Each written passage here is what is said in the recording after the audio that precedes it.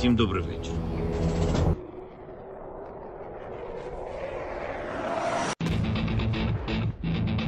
On behalf of the brave, on behalf of every father and every mother, wings for freedom. On behalf of our warriors, and paves the way for a new history.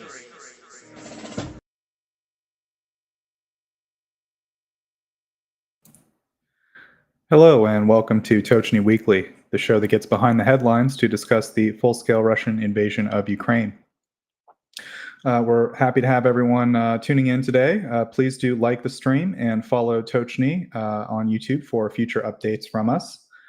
We have a very excellent special show for you today. I'll just go over what we're going to cover. First, I'll be doing the main news headlines for the week. That'll be followed by Germany to Ukraine's typical report on updates from Germany to Ukraine.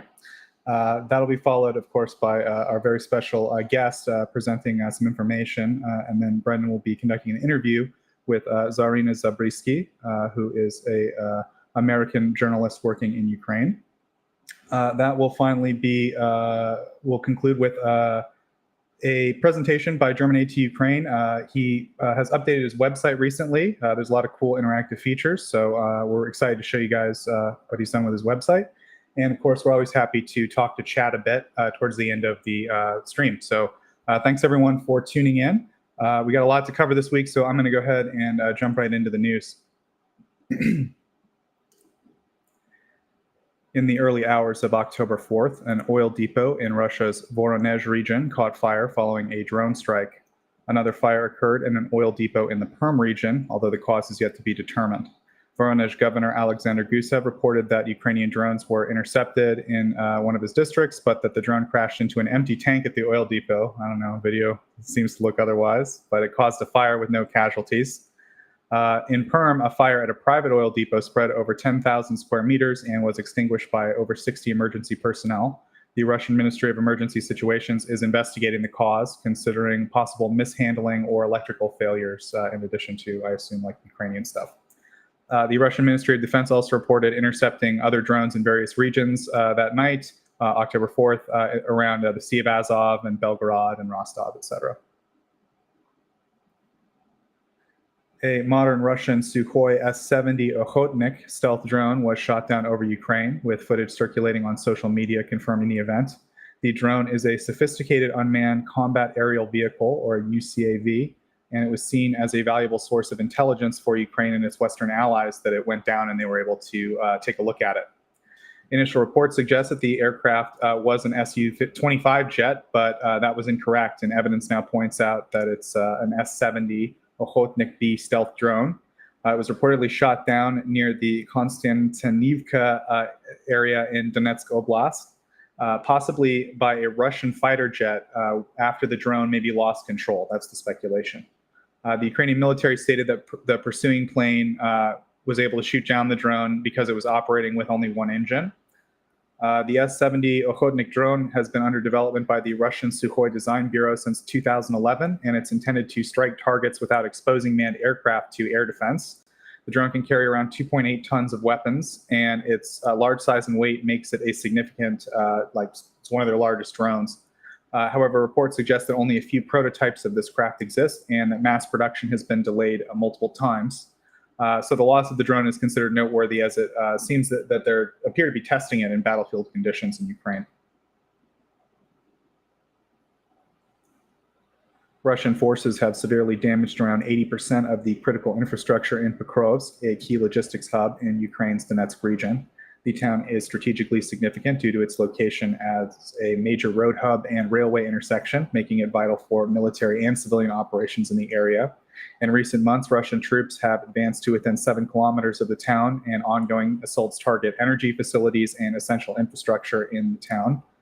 The population has dramatically decreased from 48,000 to 13,000, and Ukrainian authorities are continuing evacuation efforts. The attacks have caused extensive damage, with 9 glide bombs striking on Thursday, resulting in injuries and further damage to infrastructure. The Ukrainian 72nd Mechanized Brigade recently withdrew from Volhedar to avoid heavy losses. The city, which Russia has been trying to capture for 2 years, holds strategic value due to its elevated position and high-rise buildings, which provide advantageous firing points. The area, is kind of a challenging front for Ukraine, and we hope that the situation improves there. Russian forces have been increasingly deploying various types of drones, including previously unspecified models, alongside the commonly used Shahed drones in their ongoing attacks on Ukraine.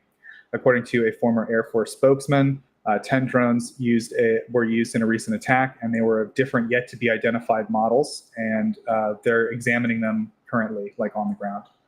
Russia has significantly ramped up drone attacks since September, targeting Ukrainian cities daily, a trend which has persisted into early October. Shahed drones, originally sourced from Iran, have been widely used in Russia.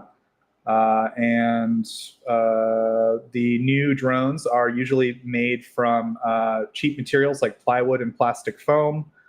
They're designed, it appears, to locate Ukrainian air defense systems and act as decoys. Some models are equipped with cameras and Ukrainian SIM cards to send footage back to Russia. In July, a new drone type called Gerbera was used in limited numbers by Russian forces during an attack. So, Russia appears to be trying to diversify its drone arsenal and maybe make their Shahed attacks more effective. So that's it for operational news this week. Up next is economy and aid. Since the beginning of the year 2024, Ukraine's Ministry of Defense has codified and approved over 900 types of weapons and military equipment for use by the defense forces. These include motor vehicles, drones, ammunition, electronic warfare systems, communication gear, engineering tools, and ground-based robotic platforms. Of these 900 weapons, 600 were domestically produced in Ukraine, with over half being approved in the third quarter of the year. The first deputy minister highlighted that Ukrainian manufacturers have increased production and developed numerous new models of high-tech weapons, and that they're playing an increasingly important role on the battlefield. And he noted that while several significant projects are underway to currently boost Ukraine's military capabilities, that there are lots of confidential details that he can't share, but he says he's excited about all the new equipment and stuff. Next topic. On October 3rd, Ukraine and Romania confirmed that Romania delivered a Patriot missile defense system to Ukraine. The move comes as Russia's ongoing attacks, as I mentioned before, are increasing in Ukraine. Their decision to supply the Patriot system was made in response to escalating threats near their borders. This is what they stated. And the Russian drones struck the key Ukrainian port of Izmail, located just across the Danube River from Romania, which prompted Romania recently to scramble F-16 fighter jets to monitor the situation. And that seems to have played into their thinking about this issue. Romania's defense ministry confirmed the system's arrival, underscoring Romania's commitment to aiding Ukraine amidst reports of Russian drones entering Romanian airspace in recent months. Denmark has committed to investing approximately $628 million in Ukraine's defense industry, following an agreement reached between the two nations. The funding will support the production and delivery of Ukrainian weapons and equipment to the front lines. The investment has been sourced from two main funds. Around $200 million was allocated by the Danish government and parliament, and $400 million was from frozen Russian assets that Denmark is cashing out on behalf of the EU. The agreement was signed by the Danish defense minister and the Ukrainian defense minister, and the initiative will, of course, enhance Ukraine's ability to produce weapons domestically, as they've stated repeatedly, and we've mentioned on the show, they have capacity to produce weapons, they just need investment. And that puts Denmark's total aid for Ukraine. Just one other thing, they provided $16 million for restoration of energy infrastructure recently. Also, this happened within 4 hours of the broadcast. There was a trip to Kharkiv by the Dutch minister that they mentioned they're going to allocate 400 million euros for what they called a drone action plan. And he also confirmed the delivery of the first batch of 24 Dutch F-16s to Ukraine. This drone action plan is a joint effort between the Dutch and Ukraine, focusing on developing advanced drones and speeding up production of prototypes. Nearly half the development takes place in the Netherlands. And the minister highlighted that the Netherlands has taken the lead with F-16 and Patriot deliveries, and now it wants to continue with the drone initiative. Additional funds from this initiative will be allocated to increase production of drones. And it's Dutch military aid has reached around 3.76 billion euros, which is an increase of 700 million since June. And I don't know, the Dutch are great. The Danish are great. I will continue to rep them on Tochnyi because they're awesome.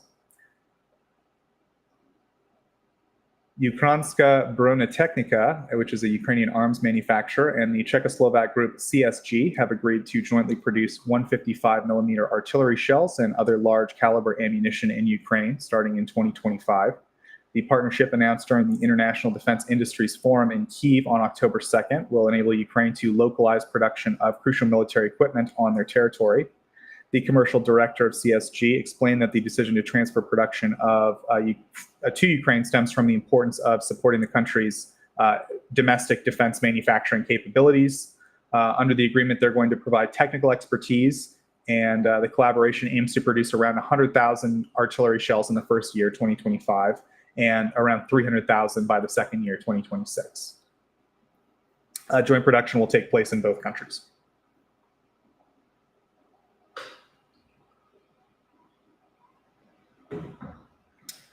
The European defense conglomerate KNDS has signed a contract to supply 12 Caesar self-propelled howitzers to Ukraine, with the deal being financed by the Ukrainian government. French Defense Minister Sébastien Lecornu announced in the agreement, which was signed on October 3rd in an industrial forum in Kyiv.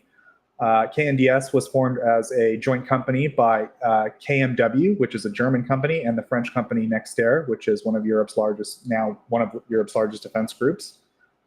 It has product offerings including battle tanks, armored vehicles, artillery systems like Caesar, ammunition, and other military equipment. On October 1st, it was revealed they're going to open a subsidiary, that's pretty much it. Poland is set to begin training the first few hundred Ukrainian volunteers who will fight in the Ukrainian Legion that was mentioned. This was confirmed by Poland's Deputy Prime Minister and the Defense Minister of Poland, along with his deputy, during a press conference. Poland has been prepared to start training on September 1st, but recruitment only began recently due to delays in signups. However, Poland has expressed optimism that recent efforts by Ukraine to promote recruitment has yielded results. The goal is to form a brigade-sized unit, but initial numbers have been much smaller than expected, with around 300 volunteers reportedly currently interested. The recruitment process began this week at the Ukrainian consulate in Poland. Zaluski noted that Poland has trained around 20,000 Ukrainian soldiers under the EU training program, and that they're ready to organize this brigade if they can get basically the manpower to do it.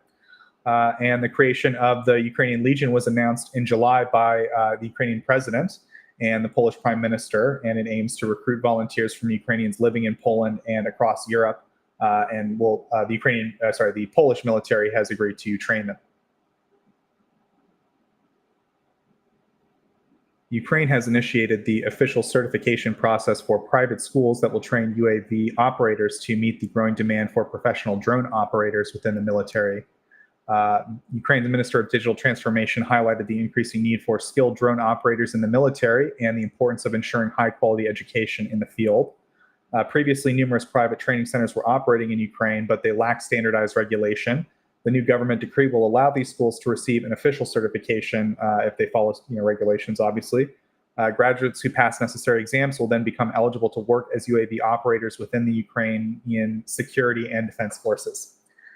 To qualify for a license, schools must they must provide training on drone operation and manufacturing. They must possess at least 3 types of drones for training, offer established pilot training programs, and employ more than 3 certified instructors. Those are some of the requirements. They basically said that the plan is to simplify the process for trained operators to acquire specializations and credentials, and that Ukraine's on track to produce a lot more drones by the end of the year. 1.5 million was what was stated by the president, and they're collaborating with partner nations to produce more. So they're basically saying we need more pilots. Up next is the economic stuff. Saudi Arabia's plan is to increase crude oil production, which could significantly undermine Russia's fossil fuel revenues. These are significant revenues for the government budget, which is essential to funding its war on Ukraine. According to a report by Politico, Rida is preparing to shift away from its official target of $100 per barrel oil and boost production to maintain their own dominance in the global oil market, even if it leads to lower prices. Russia heavily depends on oil and gas revenues, which make up about a third of its federal income, and oil prices going down obviously would have a significant effect. Previously, Saudi Arabia urged OPEC members to reduce production to sustain higher prices, but countries like Russia frustrated these efforts by unilaterally increasing production to fill their coffers. This led Saudi Arabia to reconsider their own strategy and boost their own production, even if it results in lower prices. In September, oil prices briefly fell below 70, and those were the lowest they've been since 2021. And Saudi Arabia is expected to begin formally increasing their production volumes in around December. And that should cause the price of oil to go down. Russia and Pakistan have entered a barter trade system due to difficulties with mutual payments. This is reported by the Moscow Times. The Pakistani company Meske and Femti Trading and the Russian company Astarta Agro Trading are exchanging goods directly. In this arrangement, Pakistan will provide 20,000 tons of rice in exchange for 20,000 tons of Russian chickpeas. Another deal involves Russia sending 15,000 tons of chickpeas and getting 10,000 tons of lentils in return. Anyway, there's 15,000 tons of tangerines for 10,000 tons of potatoes. I think that seems like the most logical trade to me. The Pakistani Deputy Minister of Trade explained the barter system will help both countries bypass the challenges posed by payment processing under Western sanctions. Barter arrangements avoid the need for financial transactions, which are currently under scrutiny by Western authorities, and to ensure sanctions compliance. So, I don't know, just a funny BRICS moment. Next topic is international relations. Mark Rutte, the newly elected Secretary General of NATO, addressed concerns over Russia's nuclear threats, stating that allies currently do not perceive any direct risk of Russian nuclear weapon use. He emphasized that such threats from the Kremlin are not new and described them as careless, irresponsible rhetoric. Rutte advised attention should not be given to the threats as they're intended to provoke discussion. He stressed that there's no immediate threat of nuclear war and encouraged a focus on that reality. Rutte warned that yielding to such threats would set a dangerous precedent where countries can achieve their objectives through force, which NATO cannot permit. He also discussed the issue of Ukraine's potential use of Western long-range missiles to strike within Russian territory, suggesting that the decision lies with the allies supplying the weapons. Rutte expressed respect for the approach of his predecessor, Jens Stoltenberg, and acknowledged Ukraine's desire to be authorized to use such weapons. Of course, these come in the wake of changes that I haven't really highlighted for that reason, that I don't like to give air to the windbag Putin, but there were recent changes in Russian nuclear deterrence doctrine. These were widely seen as a signal to the West, we're yet another nuclear threat, just at a more elevated official one, right, rather than idle talk. But again, I think officials don't see any real meaningful movement on the ground that would lead them to indicate any kind of Russian nuclear, talk is being backed up. So that's pretty much that. Japan's new Prime Minister Shigeru Ishiba delivered his first policy speech on October 4th, expressing concern over regional security and global divisions. He warned that, quote, today's Ukraine could be tomorrow's East Asia, and drew parallels between Russia's invasion and the potential for a conflict in East Asia, particularly with regard to China's military activities around disputed territories. Without naming China directly, Ishiba highlighted growing tensions between Japan and China, particularly over Beijing's military presence near disputed areas and the claim on Taiwan. And he stressed the shared concern of Japan and the U.S., as well as other allies, regarding intentions toward Taiwan. He talked about the Middle East. I don't know. All this to say, it seems like Japan's new prime minister sees all of these incidents going on around the world as kind of part of a larger issue, and that might mean that there will be some meaningful support on the Ukraine issue from Japan in the future, thanks to the new prime minister. Japan, of course, has participated. They've been as helpful as I think they can be within the window of their policies and worldview, but maybe we'll see kind of some new thinking in Japan about this. According to a report from the UN's Office of the High Commissioner for Human Rights, Russian aggression against Ukraine has resulted in the deaths of the total so far of 589 civilians and injured 2,685 more during the summer of 2024, which was a 45% increase compared to the previous 3 months. July 2024 was particularly deadly, marking the highest civilian casualty toll since October 2022. The report attributes the spike to a large-scale coordinated missile attack by Russia on July 8th and intensified Russian military efforts to take territory in Donetsk. During this period, Russian forces have continued their systematic attacks on Ukraine's energy infrastructure, launching 4 major waves of strikes between June and August. And since the full-scale invasion, again, this is just the UN's numbers. I'm sure the full numbers are higher, but this is what the UN can fully account for. 11,743 civilians have been killed and 24,614 have been injured due to conflict-related violence.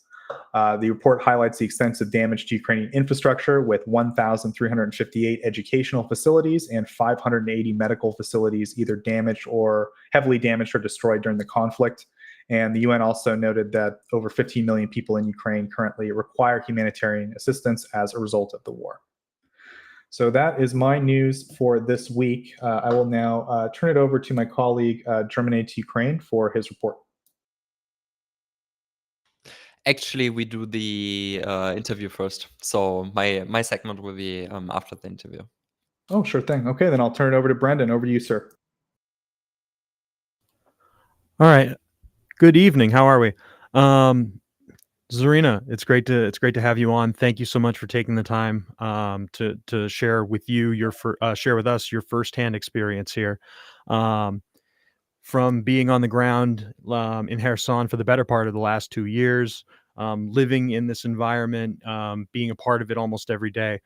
Could you, for us, give us kind of an update first on the situation within the last week? We talked about this on stream last week.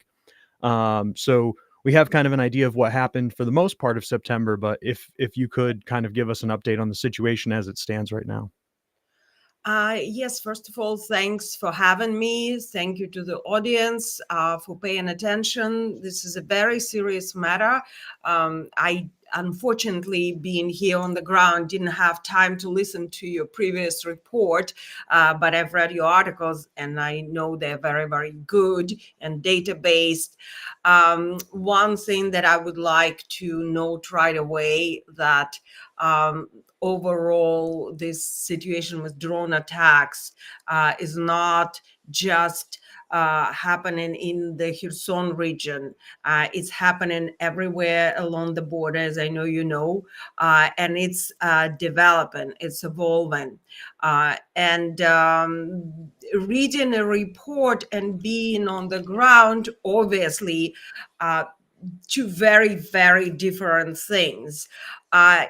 From day to day, you might not be able to change, to grasp the change physically. And so the people of Kherson are sort of being in this situation of a frog being boiled alive. They sometimes don't even realize how normal it is to be hunted by a drone anymore. They also believe that the world knows about it, and this is not true. I know that your audience here, for one, is aware, but this is very, very rare. And so there is this big gap when the remaining population of Kherson believes that everybody knows what's happening. So what's happening? You can't walk down the street freely like you would anywhere else. And I've been working in Ukraine for the last 2.5 years, and a lot of this time was spent in Kherson, but also in other frontline cities and villages. And despite artillery fire, you're still able to walk down the street. Currently in Kherson, you have to do short bursts from one tree to another. You have to hide. You have to listen to the buzzing. And there's a lot of buzzing because there are bees, there are flies, there are motorcycles still. And believe it or not, they're still lawn mourners because Ukrainians are very much into their gardens, lawns, and parks. So occasionally you think it's a drone, but no, it's a lawn mourner. So what I have been doing, I have been using what's called an Arrakis. Here is this device, and you might have heard of these analyzers. There's a different type called Sukarok. This is the new model, and it gives me on the little screen the readings. Like right now, I just turned it on, and it's very unusual because I see only one drone flying in very low frequencies, like 975, 995. Previously today, for the most of the day, you would see 5 to 8 to 10 drones, FPV drones, most of them flying on very high frequencies, like almost up to 3,000. And this device gives me a reading. So I know when it's 1 minute away or 0 minute away, it will buzz terribly, making a really scary sound, like say if I'm writing an article. And if they are still, oh, right now, it's doing it right now. 0. So that means that very close by, flying at a frequency 2,456, there is a drone. And most of the time, there are many of them. So I took it with me on the walks because, I work. So I go and report, film, do interviews. And the last 2 days, I've been walking around with this device. And pretty much 99.9% of the time, I see 5 of such drones. Not that I can do much. I would know to hide and watch. That's what everybody's doing. You just hide under the tree and try to listen and decide whether you are about to throw yourself on the ground and curl or not. Wow, thank you, and very interesting for you to share the drone detector device. We've seen, like, being involved on the Telegram side of things. We've actually seen quite a lot of those in terms of photos of them posted by the enemy, um, Yeah. and they claim. I'm sure, as you're familiar as well, they sort of claim those as EW sometimes and as a license to then strike.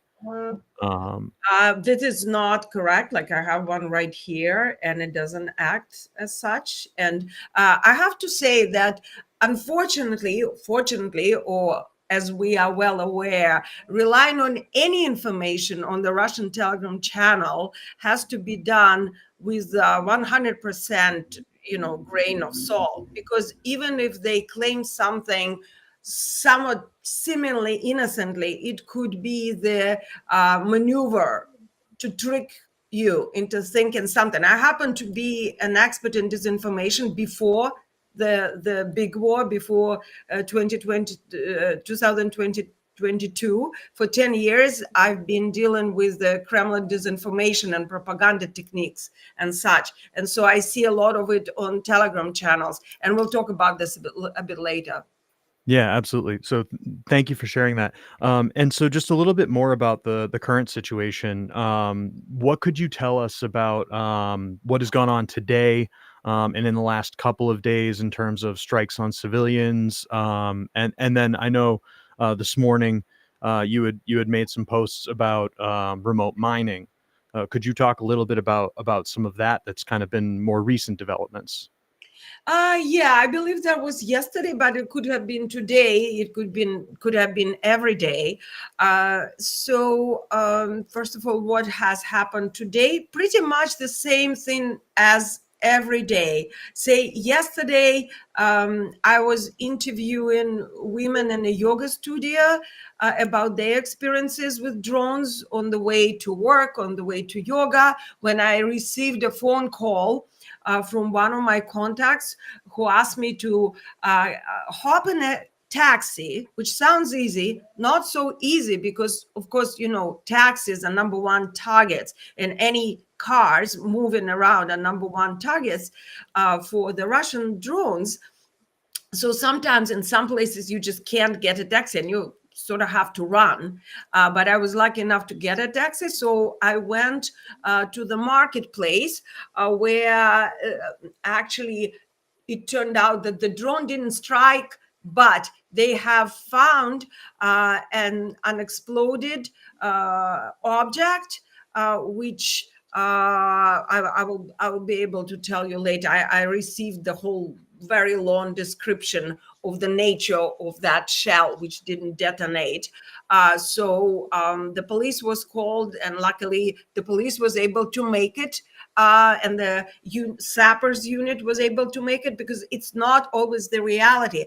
The usual maintenance service, communal services, are just not functioning properly. Most of the times they can't be there, such as firemen for one, or sappers, because there is either a threat of a double tap, when for those who do not know in the audience, there could be either artillery strike or another group of drones striking at first responders, and it's a signature move and signature tactic of the Russian military. Or sometimes there's simply just not enough people, because already a lot of first responders were killed, and those who survived, many just quit and don't want to work close to the coastal area. Close to the coastal area, almost nothing is working. Taxis are not going there anymore. And so that was today. Yeah, today I got a ride from a taxi driver who was wearing a bulletproof vest. Not everybody is that affluent or that lucky. Not everybody has a vest. So that was yesterday, and then I visited a hospital where I was talking to 4 people from Antoniivka and Kindika and Vostochny, injured by the drones. At the time as I was talking to them, there were 4 more people delivered to the hospital who were just injured by more drones. And this is very typical. And of course, these people are terrified to go back home, because nothing will be changing for the better back in Kindika or Antoniivka. These are the suburbs. It's actually a question. They were, right before the war, they became technically a part of Kherson, but many still refer to them as suburbs. But they typically don't have money to move. They don't have jobs, and here they have at least their houses and kitchen gardens. They do garden a lot, and they do grow a lot of vegetables and fruit. The soil here is very rich. So yeah, they don't want to leave, but they are terrified. And then this morning I had to go for another interview, and a colleague of mine, a local journalist, and I had to hide in the park. On the way through the park, we discovered a fire, which is another issue here, because the drones very often drop napalm-like incendiary mixtures in cans or in bottles, and they explode or just ignite and start the fire. And there's a lot of dry leaves, and there are a lot of dry grass. And right now on your screen, you see last Sunday, I believe, filming from the report closer to the river. And we are hiding behind the tree because there's a drone there, and it's attempting to do a double strike. And it actually then achieves to do so. And it drops the load, first a smaller one and then a bigger one. And then the maintenance workers are saying, yeah, this is it, we're leaving. And then the firemen arrive, because behind us, behind this bush, is a big fire, and the house is being burned. But getting back to the mining question, yes, so that's yet another tactic of destruction of the scorched earth, if you will, that the Russians are currently using and developing and improving. They are dropping a bunch of PMF-1 banned anti-infantry mines, and they are small, and they are called Lipitsky or Perlusky in Russian and Ukrainian, and they it means petals, and they look like leaves, like tree leaves. But if that wasn't enough, the Russians decide that they need to disguise them looking more like stones, or looking more like trash, garbage. It could be anything that doesn't look as a mine. As a result, a lot of people are stepping on them or picking them up to clean, because Ukrainians love their streets and their gardens clean, and they clean all the time. And the Russians know it, and this is particularly low trick. And yesterday in the hospital, one of the injured men I interviewed was telling me about his neighbor who picked up such an object cleaning in her yard and got heavily injured by that. Wow. Thank you. Yeah. Thank you. Yeah. The PFM ones. Yeah. I think it's crucial to underline that the use of those in almost any case constitutes a war crime. And I think that's a really basic fact that maybe Western audiences aren't familiar with, aside from the more sinister things that are going on here. So to follow up a little bit more on sort of people being afraid to go outside, people being afraid to return to their homes after they've been injured. I think something that can be lost on Western audiences sometimes, and our audience is typically mostly from the US, but we do draw like a very large international audience. I think it's like 50-50 almost in terms of European and US audience. So in terms of these citizens and after they've been attacked, or those that are living under constant daily attack, you said you compared it to like a frog boiling in water. I know a lot of Westerners sometimes have the attitude of, well, why wouldn't you just leave? And obviously we as analysts have paid attention to this, and we can see why that question might not necessarily be the right question to ask. But could you talk about the complicating factors that these people live under daily? Sort of like how has the water become boiled, and what is it like for civilians who are many of them are vulnerable civilians as it is, skewing more to the elderly in those neighborhoods? Right. Thank you. Great question. And I appreciate you translating it into the Western experience, because I lived in the States, in California, most of my life. And I understand how foreign this reality is to, say, my neighbors or my friends and relatives. And before we jump into that, I want to comment on the video where you see people with a hose trying to put down the fire, and that they are lucky to have that water in that hose, because most of the time, actually, the Russians would hit the diesel generator and break it, and there's no running water, because that already has been taken down by artillery strikes. So there will have to be the pumps to pump the water from water wells, and if the diesel generators are down, the water wouldn't be running. So these people were very lucky, because they had the water in the hose, and then the fire engine, as you could see, actually made it there, which is very, very unusual at this point.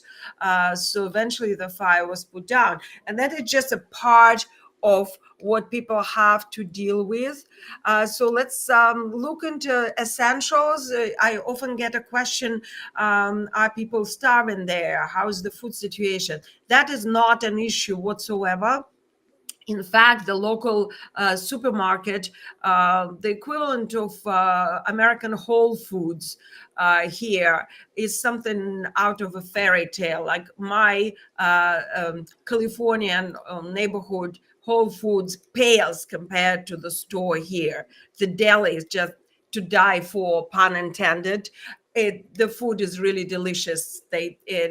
Everything is beautiful, and most people have enough food to eat. Of course, money is an issue. Prices have gone up lately, but there are other stores that are not as extravagant, but they offer the variety of affordable food. So nobody is starving here. The volunteers at this moment almost completely stopped functioning. There are several organizations here and they're still distributing food. There's even an American group here, but they can't, for obvious reasons, drive to Antonievka or Kindika or these coastal areas, or forget about Sadova, which is further along the coastline. But people make it to the offices and pick up some free food. Then electricity and gas, there are still some areas around along the coast that didn't have electricity, gas, water, running water for 2.5 years, ever since liberation. Before the liberation, Russian broke all of these services, and the internet is very, very patchy. There are some spots and where people can catch signal to connect to their relatives, and as they do so, they get injured, as I found out yesterday in the hospital. And most people in the coastal areas lost their cars, if they had private cars. And there's public transportation, which traditionally is good. It might not be luxurious, but it comes regularly. It's very affordable. But at the moment, pretty much every marshrutka, as they're called, like minibus or a big bus or a trolley bus, which are still running here, has been hit by a drone or sometimes artillery, because nobody canceled artillery or tanks or mortar. You have to understand that it's still going on. Like several times a day, we have artillery strikes, but people hardly pay attention to it anymore. Although every day, several people get injured or killed by artillery or MLRS or sometimes tank. So what else from a daily life? Obviously, the schools, kindergartens, offices are not working. There's an issue with a fairly crazy idea of building, under these circumstances, an underground school, which didn't make the locals very happy, because for one thing, there are some children left in the safer areas, or the areas that used to be safer inland, but they haven't been going to school ever since COVID, because first there was COVID, and then immediately the invasion started and there was occupation, and very few people sent their kids to Russian schools. And those who did, some had their children abducted. And then the Russians started to pummel the place with whatever weapons they had at their disposal. So the children never got to go to school. They are online schools, and their underground construction site is not a very brilliant idea. Let's just put it this way. Yeah, thank you for that. And yeah, I think that's also an interesting point that you bring up there. Something that I notice all the time as the daily news mapper for Andrew's map is children being returned from occupied territories every now and again. You might see 5 or 6 children and maybe some of their family members being returned every month or something like that. And I think that situation isn't talked about enough as well. Not to distract from the drone situation, but another thing you also mentioned that I think it's interesting, and it's definitely worth talking about a little bit more, is the shelling situation and the airstrike situation. And to my knowledge and to my understanding, that's increased within the last few weeks or the last few months. Could you speak to a little bit about that? I think when it comes to artillery strikes, I am a bit of a frog in the pot myself, because you just get so used to the sounds of artillery in the background, or even close sounds of artillery, that you just stop paying attention. It's ongoing. It just never stops. It's always there. In fact, when it stops and when it's not there, you feel very concerned because you realize that they are about to start something horrible.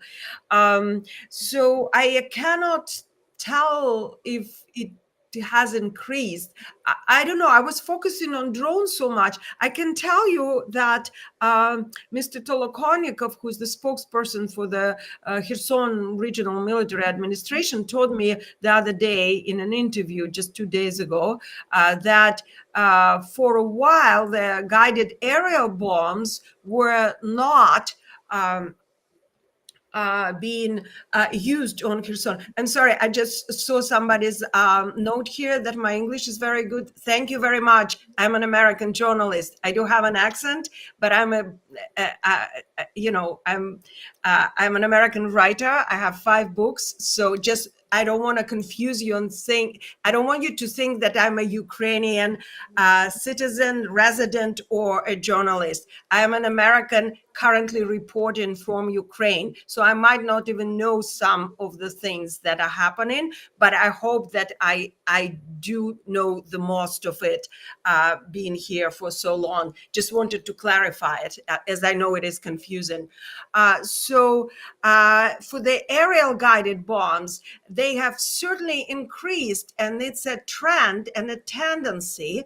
We're seeing it not just in Kherson, but also in the Kharkiv region, as you know, and in the Sumy, of course, it's a big issue. And I left Kherson to go and report from Sumy quite recently, about 2 or 3 weeks ago. So that is also on the rise, not necessarily in Kherson itself, but very close to Kherson, particularly in Berislav. And if you are interested in the subject, I can recommend you a documentary by Deutsche Welle on the subject of drone attacks on civilians. It was done early in the year, so Berislav was one of the places mostly attacked, but it's a brilliant documentary, so I really recommend it. Yeah, absolutely. I've watched that documentary as well and used it as a resource in my earlier reporting, and it's very thorough. And you actually have noticed there are actually some units that are involved in that are also involved in this, the 205th Brigade specifically. So one other thing I think that gets lost on people with our reporting, right? We focus on data, we focus on casualties. But I think one thing that people aren't seeing necessarily is for example, like with I know Andrew has been tracking this for over a year now at this point, in Kherson Oblast generally, specifically Beryaslav early on, but now in Kherson itself, is the attacks on infrastructure, right? That don't necessarily make it onto the larger platforms or posts that go viral and stuff like that. The sort of like war on movement, as they've called it. So what could you say about sort of like those smaller attacks that don't necessarily we don't necessarily cover, that we don't necessarily see? Could you offer any more insight into like infrastructure and civilian infrastructure that's disrupted? I know you had mentioned public transportation as one.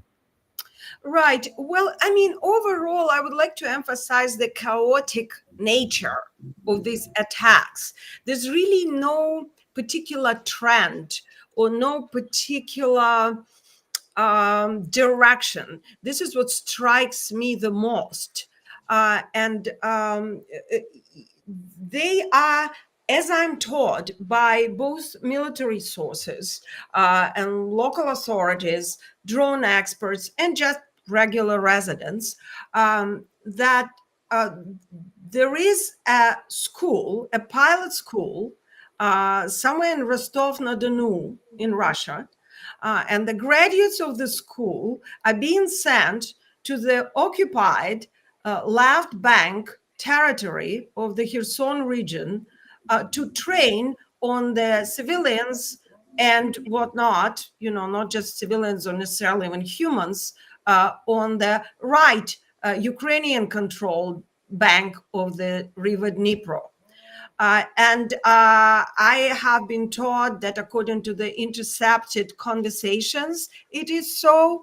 They're possibly having somewhat of an incentive system with bonuses.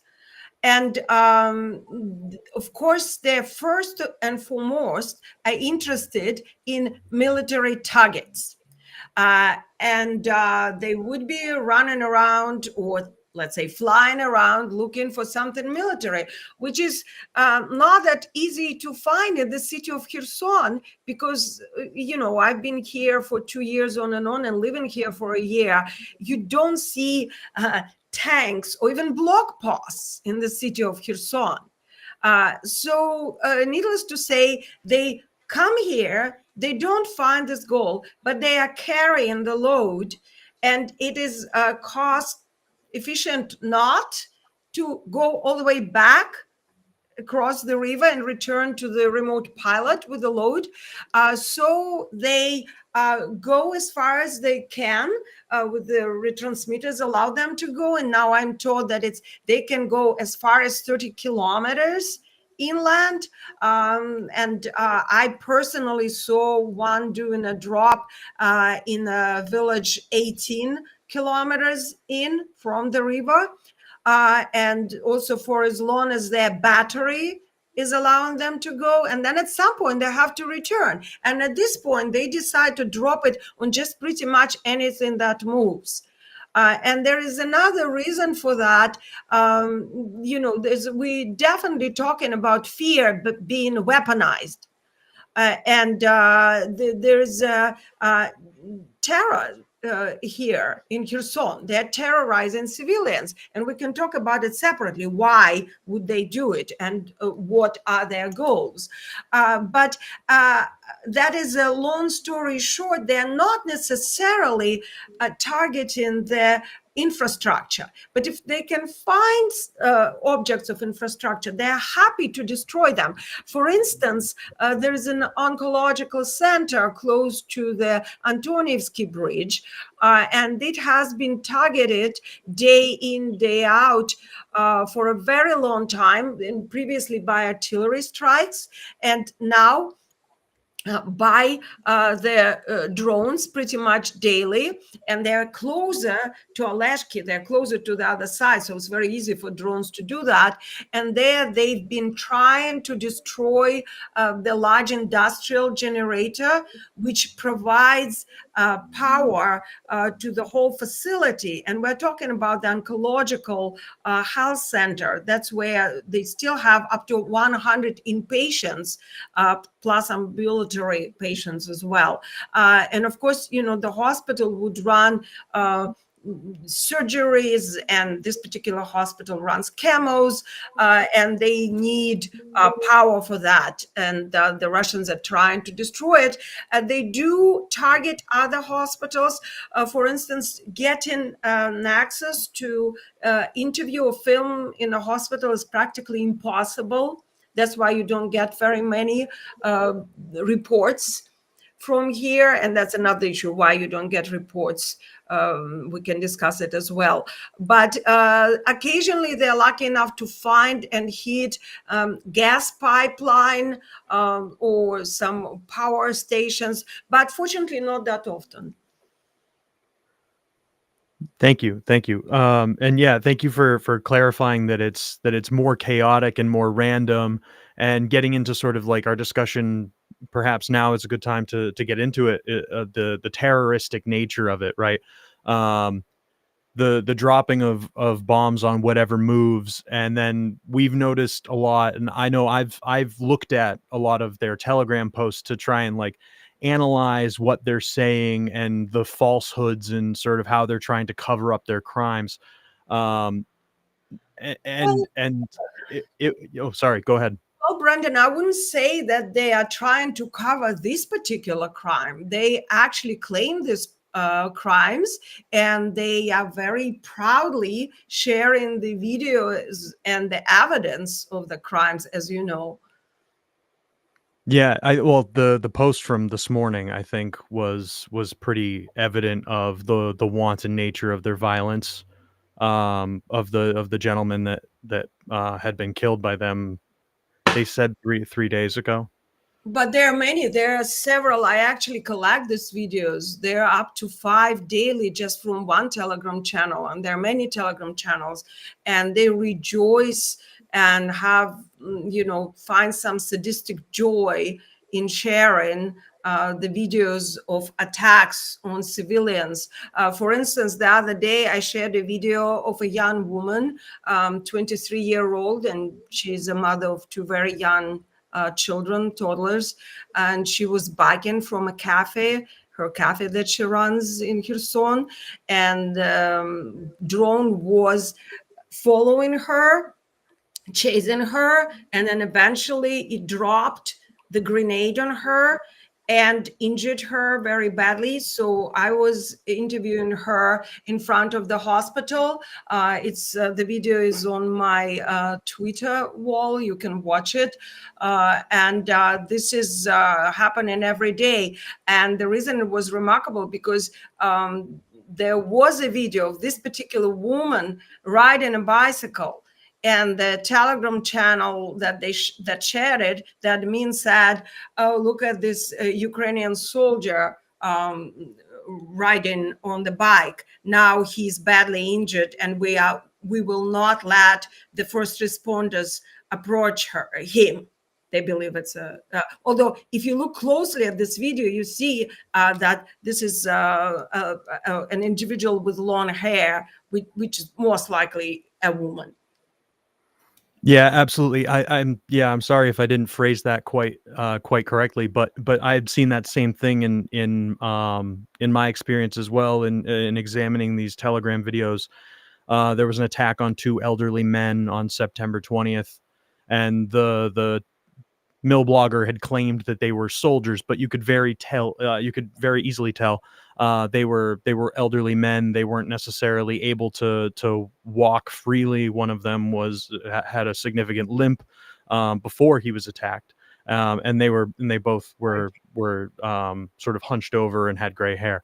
So yeah, I think it's important to your point to make sure that we convey that to the audience, that it's not necessarily an attempt to cover as so much poor excuses, low effort excuses, and if not even excuses, celebrating the death of those people or the maiming or the harming of those people. Yeah. Yes. Today Today there was a particularly go ahead. there's a post that really angered me. Like they showed an image of a man who had passed away, and he was laying in the street, and they said, "He's been laying here for 3 days. Why haven't you got him yet?" Yes, and I was talking to my friends. I know exactly where the location is, and nobody was able to approach it because they target pretty much anyone who would be there. I've seen when I went to do the interview at the oncological hospital, I saw the abandoned vehicles that nobody could approach. We like rushed through them. That was like pretty much on the battlefield. And that was about 3 weeks ago. At this point, it's almost impossible to drive there for another interview because it was like 99% I would be injured myself if I do that.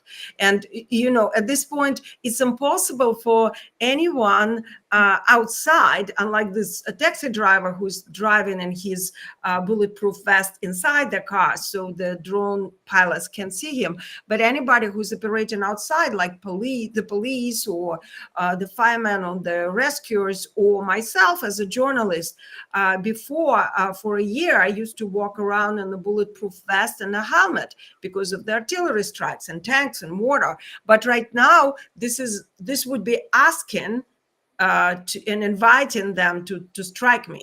So you can't protect yourself. Wow, that's so yeah. So they would use then your donning of that equipment, that protective equipment, as a license to strike. That's horrific. Yeah. And today speaking, and I didn't quite catch, somebody else spoke before. Sorry, I didn't catch. It was Andrew. It was Andrew. Andrew, right? Andrew, sorry. Today I shared, and I believe you shared that video as well. There was a song, speaking of not hiding their intentions and not hiding their war crimes. And it's very hard at this point to shock me by anything that Russians do. You'd think you've seen it all, but this particular song, when I was translating it, I was quite shocked because it says in plain Russian, very loud, repeating many, many times. I didn't count, but at least 10 times. Let's kill Ukrainians, kill Ukrainians. We won't ever be tired of repeating, kill Ukrainians. Give me the remote to those nukes. If you're afraid of the responsibility, I will do it. I'm not afraid. So Yeah, I think that sums it up. Yeah, and so they, we don't have to question it. They're saying it. They're giving it to us. They say, we want to kill the Ukrainians, and we are killing them. And here comes a question that I see in the chat as well, like what can we do? And at some point, I know you have other questions too, but at some point it would be great to address it as a group, as a community, as the worldwide community, to see if there's anything that we can do to actually save the city. Yeah, absolutely. And I think I have one last question, sort of about sort of the details of maybe sort of the tactics that you've been noticing and some things that you've been seeing in the skies. And then I think that would be a really great place to drive this conversation into so what can we do about it? But my first question before we get there, it seems to me in some of the interviews that you had that, and like you had mentioned earlier when you were talking about your drone detector, that these drones are working in teams, right? It's easy when you're just seeing things through one drone video, through, maybe some people are only exposed to one or two Telegram channels, but there's several. There's maybe a dozen, I would say, related to this.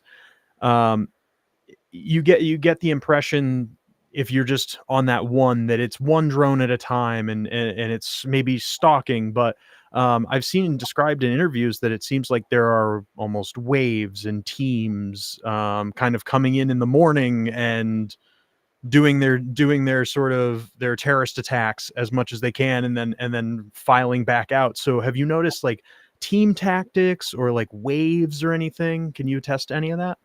Yes, I mean, and again, as I understand, people come and go in this chat. There could be some people who just joined in and didn't have a chance to see this little device that I have here. And I'm not trying to advertise it. It sounds like I do. But it is called Arrakis, not Sugar Cube Sukarok. It's a different type. It's a little bit evolved, I understand.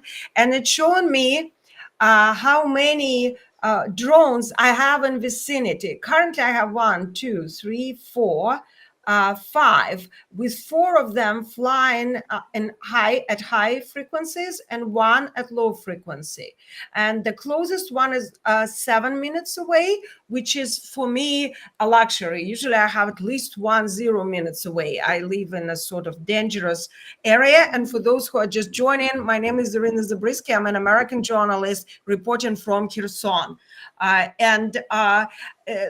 Answering your question further beyond this device, I spoke to many people who live in the coastal area in Dniprovsky region by the river and also in Antonievka, whose windows are facing the river and who have the beauty of watching the flocks of drones flying towards them. Previously, early in the morning, I remember when the first time I interviewed this doctor and her son who live right next to the river.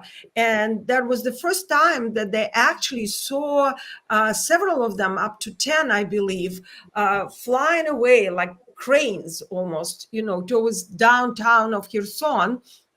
Then they heard the sounds of drops, and it's a very distant sound. We didn't speak about that, but you can tell it from very many different sounds that we have here in Kherson. Like artillery is like a thunderstorm somewhere far away or very, very close. Then sometimes if it's very close, you hear the whistling of a shell right next to it. And that's when you know you have to hide because it's close. And, you know, when it explodes, you hear a lot of glass, you hear the dogs barking, sometimes car alarms. It's different with the drones. I was struggling to describe the sound correctly. To me, it sounds like a bunch of wet boards being dropped from a truck. It's a very wet sound. It's kind of like very untidy sound. And usually the dogs start also, but not always the glass. It's a smaller sound as opposed to the artillery strike. So you hear them and you know that it struck. And so this doctor and her son heard the drones, Mavics and FPVs dropping the loads and heading back to rush back empty. So, of course, not all of them make it back because we know that there are FPV drones which are used as kamikaze. And for those who are not familiar, that means that they are dropping down and they explode on impact. These drones obviously do not come back, but that's okay for the Russians because these drones are fairly cheap and they are funded, as I'm told, by the volunteers and not, again, according to what I was taught, provided by the Russian military because they do not fit into the specifications. And Mavics are more expensive, so they usually drop the explosives, or they're used only as the reconnaissance drones. And what I heard lately, the last week, I had a lot of reports of groups, as you asked, Brendon, and as you noted correctly, and there would be one Mavic and a couple of FPVs or more FPVs. And I understand that there would be the retransmitters on them and that the FPV drones are feeding off them, and that's why they're able to fly so far. And they are also equipped with beta batteries. And so the group of them would work together. Occasionally and oftentimes, and I've seen myself a lone drone, and that most likely would be a reconnaissance drone. And that means that soon after that, it will bring something else. And occasionally it can bring an artillery strike because it's, again, a reconnaissance drone.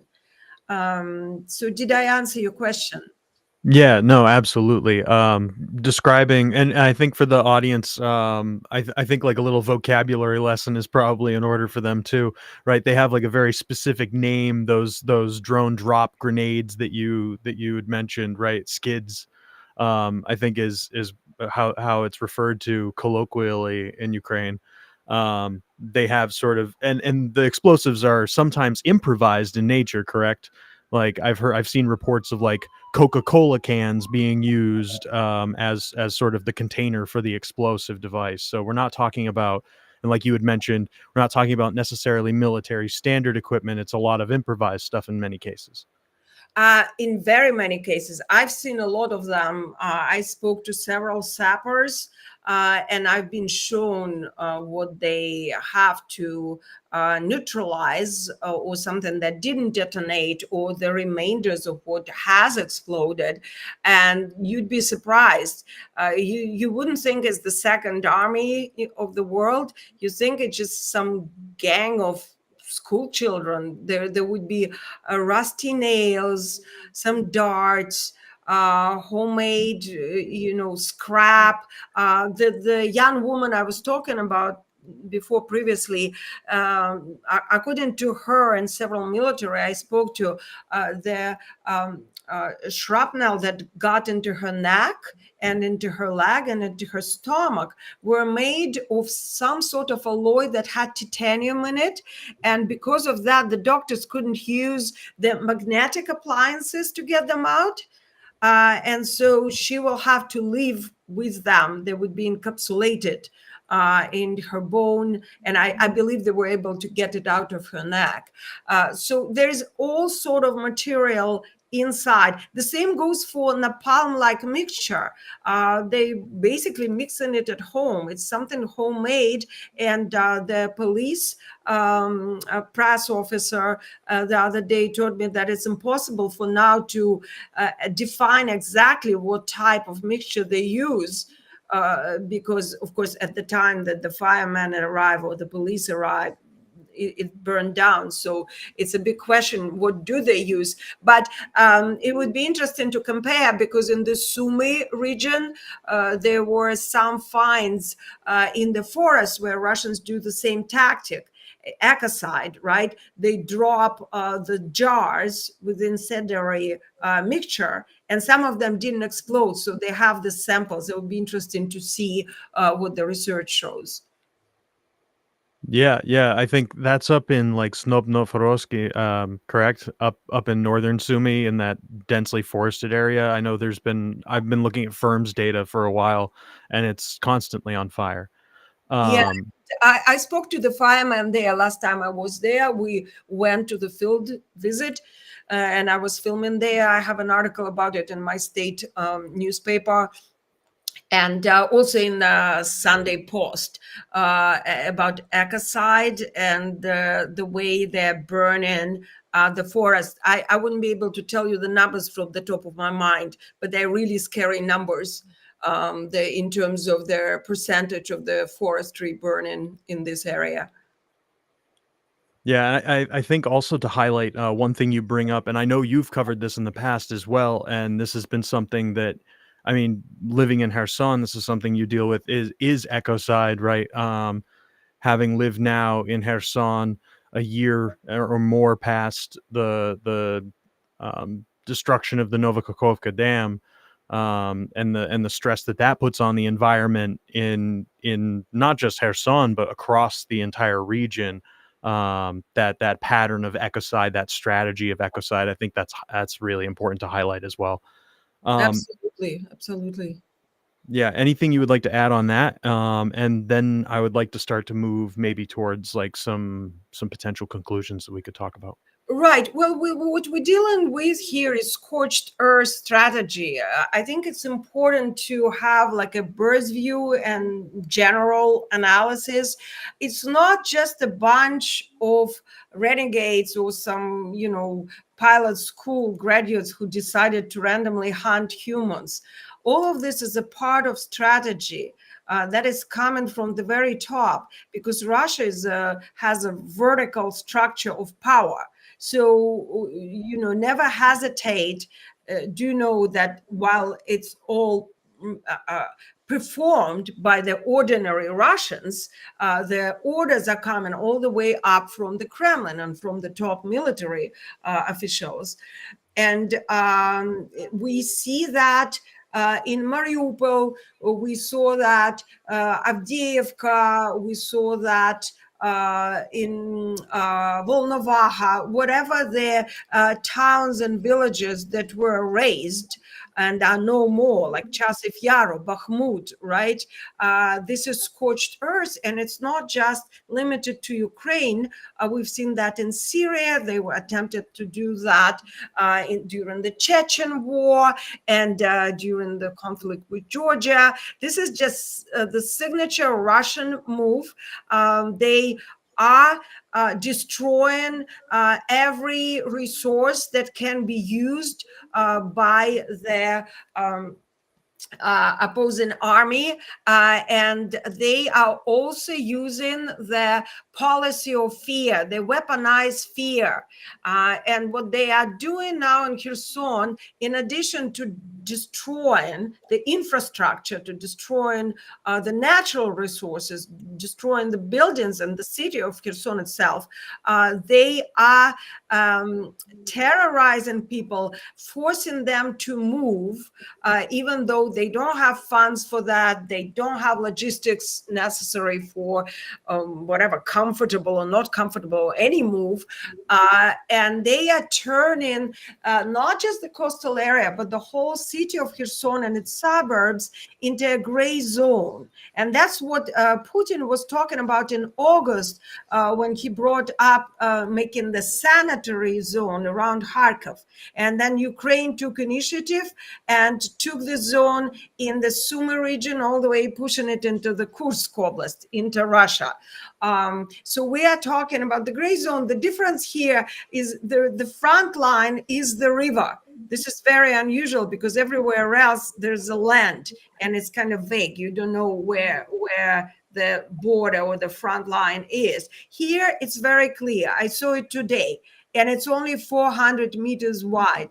On the other side, there are Russian positions, and they can do it very comfortably, very conveniently, with relatively small losses. The reason why Ukrainians are unable to hit them back right away is because there are Ukrainians living on the other side in the occupied areas.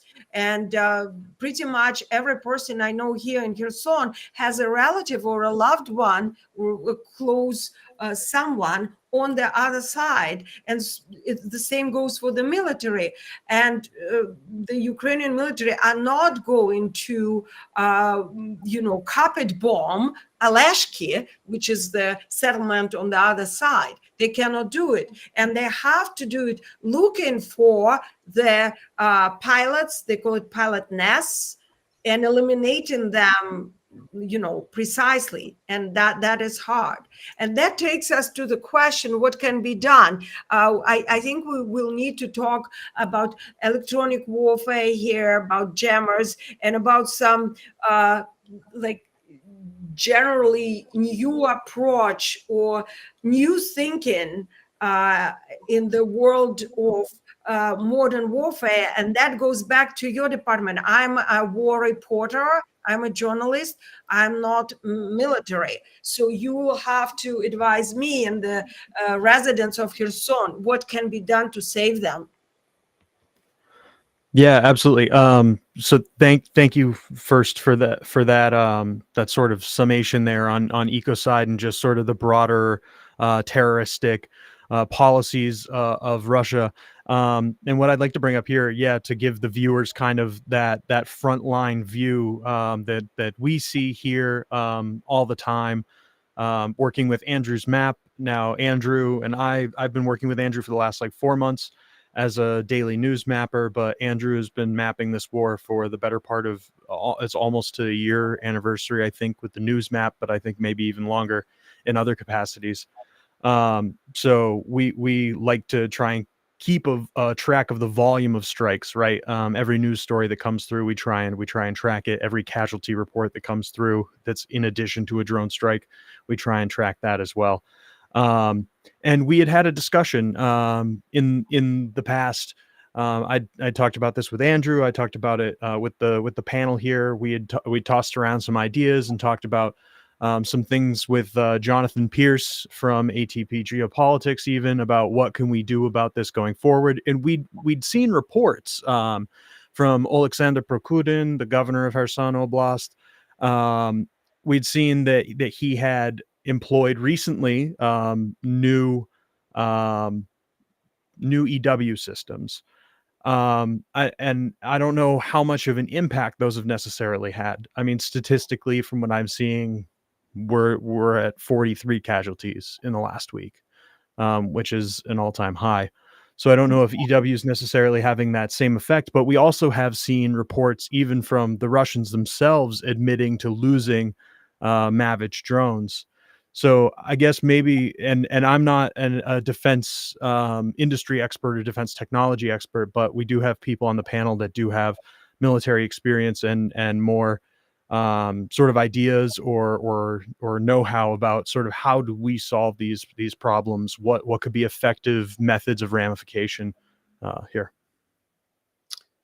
Right. Well, thanks for that. I mean, one note here, the authorities have to be very diplomatic. There is a lot of politics here, right? There is a military reality and there's political reality. And despite the war, politics are, as always, very complex.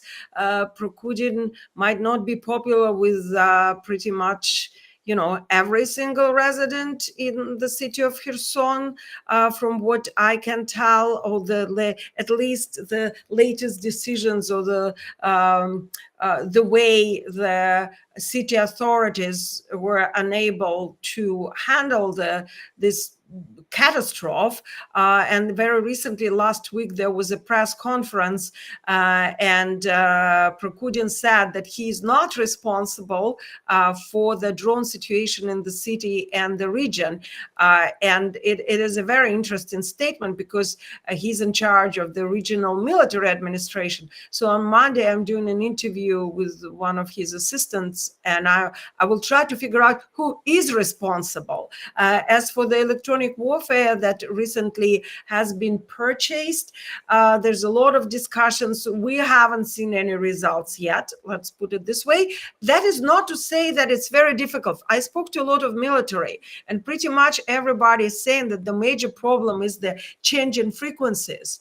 And whenever they bring up the adequate defense, the Russians would change frequencies, and nobody has the device that would be able to act for the whole range. This is too expensive. They're not available here, and they couldn't be afforded. So there needs to be some other sort of solution. And again, I mean, I was looking online into something like even the anti-drone nets, but clearly it's not something that could be used for a city. The city couldn't be covered with a net, right? The other thing, the natural defenses are wind, rain, and fog, and the trees and the leaves, the foliage. And Kherson is a very, very green city. There are parks, it's beautiful. There are sycamore trees, and but the leaves are falling, and they're falling very, very fast. And soon there will be no protection. And that's why we're talking about urgency here. So giving it back to you guys, what can be done? Yeah, Andrew, Erlend, would either of you guys want to comment on sort of your experiences with tracking drones? Daniela as well, if you guys want to jump in and talk a little bit more about that sort of, we've discussed it before, but sort of the frequency battle, right? Like Zarina had mentioned. Could you guys expand upon that for the audience? Well, maybe Daniele wants to give some comments. Andrew, I'll stay in the background, I guess, but Yep. I'm here. Yeah, I'm here. Sorry, I was battling as always with the microphone. Thank you, everyone. Thank you. By the way, yep. I just want to say, Daniele is one of our researchers, and he has been doing a lot of research on drones, both on the statistics part, but also studying a lot of the tactics used by both sides. So that's why Daniele is at the panel, just to make sure people know. Thank you, Erlend. Thank you for your introduction. And honestly, I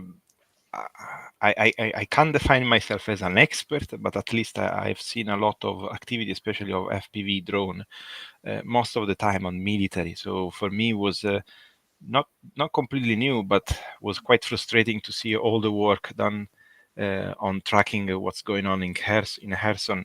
And so one of the issues with the frequency, Zarina, you explained very, very well that the main problem that you will have when you start to use just EW system, because EW is always like an umbrella which works as much as you are using the correct technology for the correct threat that you are trying to defend against. And one of the other problem with the EW system is the range and the power that you need to deter many threats at the same time. So you're not going to cover the entire city unless you have a substantial increase in spending on this side. And even if you do so, doesn't mean that you have 100% security. But of course, here's a step that needs to be done to add a layer of security. And in my perspective, one of the things that possibly in these cases would be potentially more reliable is the creation of a kind of a task force of other FPV drone and drone pilots who will try to hunt down these groups. And please, Andrew, intervene if I'm saying something silly, but I think one of the things that really deter FPV drone pilot to operate in a zone is the risk of being detected and then targeted by other FPV drone pilots or artillery, so mortar or traditional artillery. Now, I'm not aware of the current deployment in Kherson, of the capability on the ground, but I remember what Maider was doing in the region when there was the occupation of the other side of the river. Was a very precise and large number of strikes, even deep over the desertic area that you can find on the other bank of the Dnipro River, and those were very effective. So, in my opinion, probably the best solution in this case is not only a defensive posture, but also an offensive in order to try to push this group or completely away or much further deep into the occupied region in order to limit the amount of loitering time that they have on the civilian. And of course, other protection, like as you say, the foliage, increase the number of trees, but or nets, and also this device that you show, those are very valuable because can help. But when you have, yeah, these are really lifesaver. I've seen many of them, and they are very good device. But and honestly, they even improved with the time. I remember one of the few that I saw at the very beginning wasn't able to give you the correct location in altitude. So this is new to me. So it's very nice improvement that I see. So, right. But all these are layers, and I think to completely eradicate the problem, the Ukraine army have to have a more offensive posture, which doesn't mean physical operation on the other side, but trying to track these war criminal, because this is a war crime, and trying to deter them from doing this action. And I give way to Andrew, who has probably much more experience on that. Thank you, Zarina, for your wonderful work. Thank you. From what I understand, one of the bigger threats to EW is the artillery. And I think they're using the artillery to target those more important assets. So I think for Ukraine to take control of the situation here, I think what you would first have to do is invest in long-range reconnaissance, like a Shark drones and stuff like that, and use those to identify the artillery pieces that are hitting the city. I think you would have to do like a focused campaign on eliminating those artillery pieces as much as possible. I don't think you ever could get rid of all of them, but you'd have to like really limit them. And then once those artillery pieces are pushed out away from the city, you could bring in more expensive EW assets that are more capable. And I think you'd have to bring in lots all at the same time so that Russia wouldn't have a chance to adapt by changing frequencies. And that would be very expensive, and it would take a dedicated campaign to take care of all those artillery pieces. And if it were to work, you would then run into the problem of probably a very big increase of airstrikes, I would imagine. Because because then they would want to take out everything with airstrikes. So Yeah. there's not really a winning thing here. It's like what's going on now might be the preferable outcome, but because like I don't like imagine if the city were getting hit with like 20, 30, 40, 50 bombs a day. Like it would probably be worse than what's going on now. Yes, So they actually tried to do it last September when I just came here to start working on this documentary. They started by dropping several, like 5, I forgot the numbers now, but there were several aerial gliding bombs a day, and there are craters right next to my building, and that was pretty horrible. They even used an Iskander at some point or two downtown, and that would very, very easily and fast erase and destroy the whole of Kherson. It's not that big. It's true, but this is also not a solution. There's got to be some solution. I'm going to keep banging on every door and keep asking and keep thinking. There's got to be some genius, apart from the obvious, where we get, the Ukrainian military, not we are an American journalist, but when the Ukrainian side gets the long range, high precision weapons, and they can wipe out these positions and push the Russians back away from the Dnipro, and then they won't be able to attack them with drones or with aerial gliding bombs. yeah, you'd need pushing back the artillery. I think you could do it if I think Ukraine could do it if they really wanted to. You could really invest in the recon.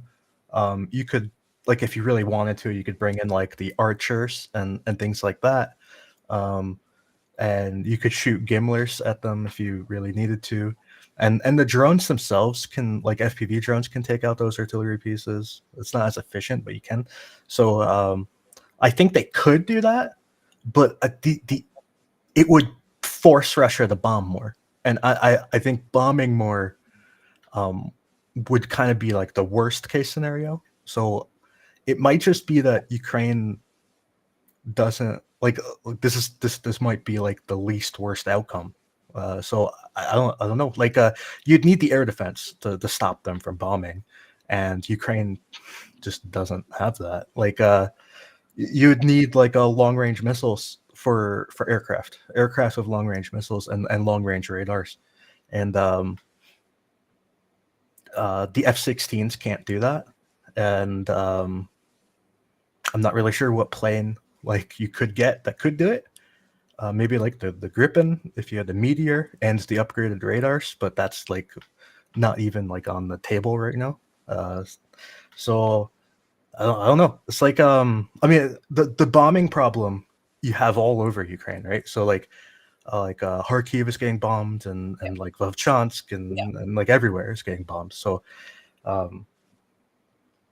I don't know. Yeah, but in terms of drones, Kherson has become a polygon for this new tactic, and that's how it's different. And yeah, let's not bring in the bombs. That's bad enough a problem to solve. And I didn't mention that for now, the most efficient device against the drones is actually a hunting rifle, which many people bring around, walking around, or just shoot from the windows when the drones appear, because they have pebbles and there's a pebble cloud and they take down the drone.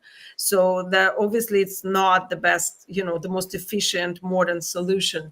So, but I see some really good questions in the chat, and maybe perhaps somebody's listening to us has some sort of expertise or spark of genius and would be able to help. I am on X, Twitter, on Facebook. You can easily find me, and please reach out. And I would like to discuss whatever way somebody can think of helping the city. Yeah, we'll link the all your contact information in the description of the video, so people can find that. I guess we can go through some of the questions. So Eric says, you say Ukrainians have loved ones on the other side of the river. Are the Russians stopping them from crossing the river to the Ukrainian side? It's a very good question, actually. It's a great question. And I think a lot of people don't understand well, fair enough, the geography here, which is very unique. And the way I like to explain is that, say, I'm from San Francisco, right? So for me, that would be Berkeley occupied by the Russians, and I'm still in San Francisco. So my sister is on the other side in Berkeley, and she's, her, well, not a village, but her town is seized by the enemy, and I'm on this side. And from that side of the bay, the Russians are pummeling me with drones and bombs. So you just take this analogy into any other city that has a river or some water body, right? In New York, it would be Manhattan and Brooklyn. Take it to London, the Thames, and so on and so forth, right? So you get the idea. So people lived here, they wouldn't think twice about being on the other side. You know, many had cottage houses on the other side, because the other side is a little bit more like resorty. There's beautiful nature here. People love fishing and mushroom and hunting and stuff like that. So when Russians came over during the first days of the invasion, they were here by the 1st of March, 2022, the whole area was occupied.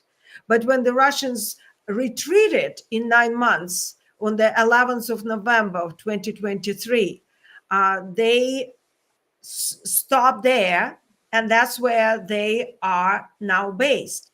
And many people I know here have their houses occupied by the Russians, and the Russians are living, the Russian military are living in their houses. Of course, they don't ask anybody whether they can or they cannot. They just come and take them. As for the people who are on the other side, it's very, very difficult to move. There's only one humanitarian corridor that used to operate from the Russian territory or the Russian occupied territory to Ukraine. That was actually in the Sumy region. And that's exactly where the Kursk incursion happened. I was in that corridor, and I saw people who would take this very long journey all the way from the river Dnipro on the other side, right on the occupied side, and throughout Ukraine, and arrive all the way through Russia and back to the corridor in Sumy. And I'm not going to go into details, but it was a very torturous process. I interviewed a lot of them. There are a lot of elderly people. There are a lot of people who are sick and who simply wouldn't make that journey. Because there are, for instance, 5 kilometers where there's no transportation allowed. They have to walk. And quite a few people died there during the summer heat and so forth. Also, it's expensive. The other way, people can come back to Ukraine is going all the way through Russia, through Crimea sometimes, or through Moscow, and then through Europe, through Poland, and back into Ukraine. And it's very expensive, and not everybody has the money. And it's the same problem as on the here on the right bank, where people have sustenance. They have their houses, and they have, some kitchen garden and the food that they can have. But other than that, they don't have anything else, and therefore they can't move. And the other factor, which is important, is that, starting in November 2023, there were some advances of the Ukrainian army when they had this area, a village called Krinky, and other areas on the occupied left bank, where the Ukrainian army liberated those spots, these small areas.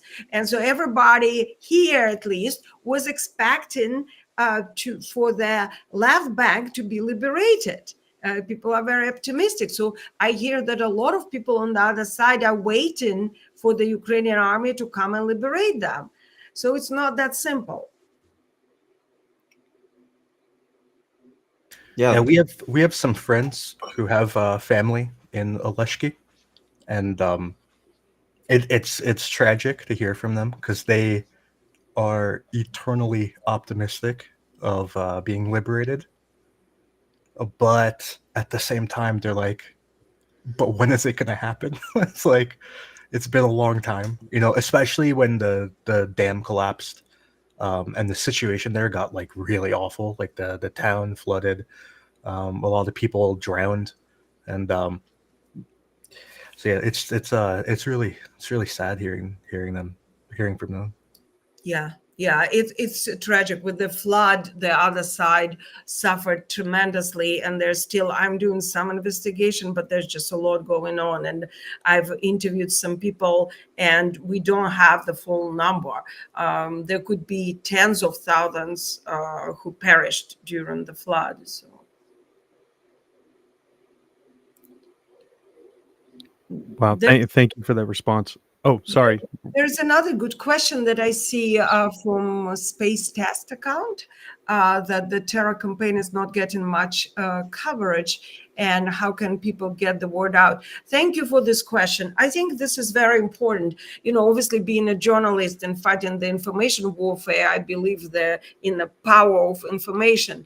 And I do believe if the word gets out and it's a general knowledge, I do believe in the intrinsic goodness of the human nature, if you will, even after seeing everything that I've seen so far. And I believe that people of the world, not to become all like, elevated here, will try to do something. There legal measures there. I actually, in fact, have a list of measures that I was like scribbling down of what could be done, or there could be again a team of various experts who can put their thoughts together and decide what could be done. Sanctions again, whatnot. But first of all, it needs to be known, because it's very hard to get the word out. I started to scream about it literally in July, in the beginning of July, because in June I went to the Sumy region and I was reporting from the other area, and at that point the drones were not as problematic. And then I came back here and I couldn't believe what I've seen.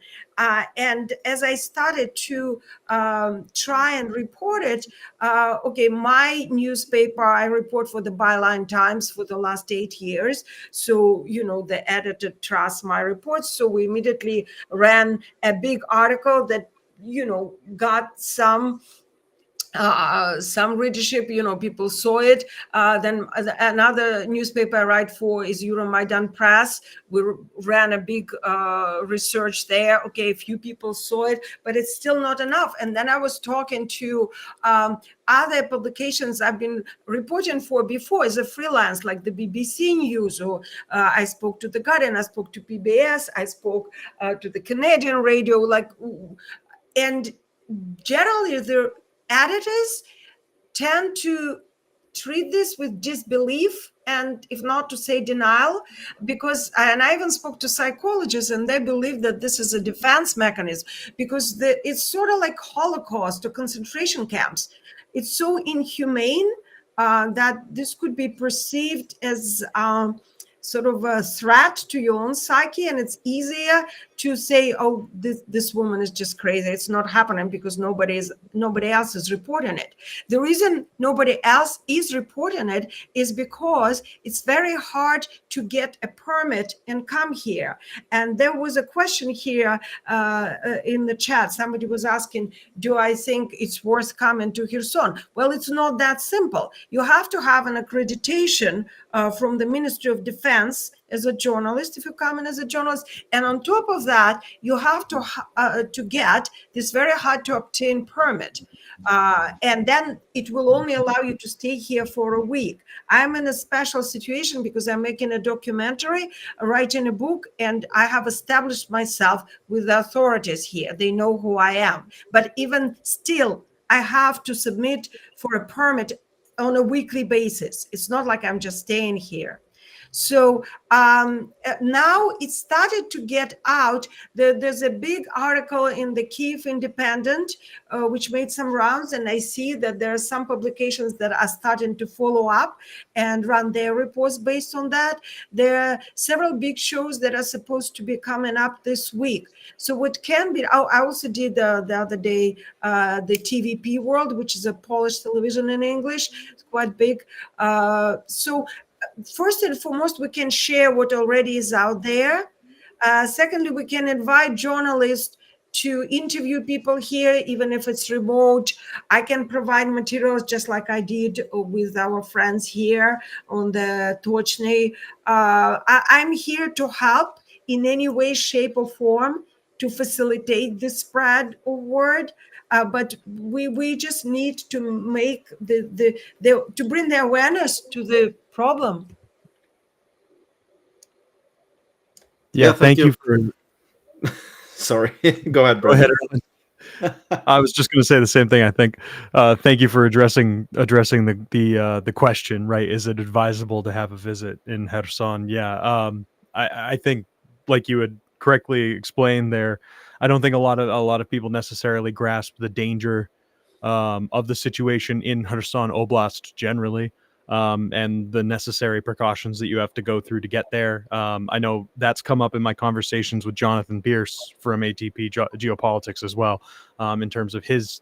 I think he's been to Kherson twice, and so his visits also he reflected upon that. Were there any other questions in the chat? Well, there are, but I think you basically addressed them all. So unless there's something that we missed, I don't think so. Yeah, if you saw anything in chat, Zarina, you wanted to address, otherwise, No, I'm not Madonna. I'm a war journalist and a writer from California. So we address that. Trying to raise funds for sugar cubes and analyzers. Yes, if anybody wants to run a fundraiser for either military or civilians here, please let me know. I cannot do it. Journalists don't usually fundraise, but I can help with anybody who wants to fundraise. Ukrainian FPV drones and pilots are the best. I agree.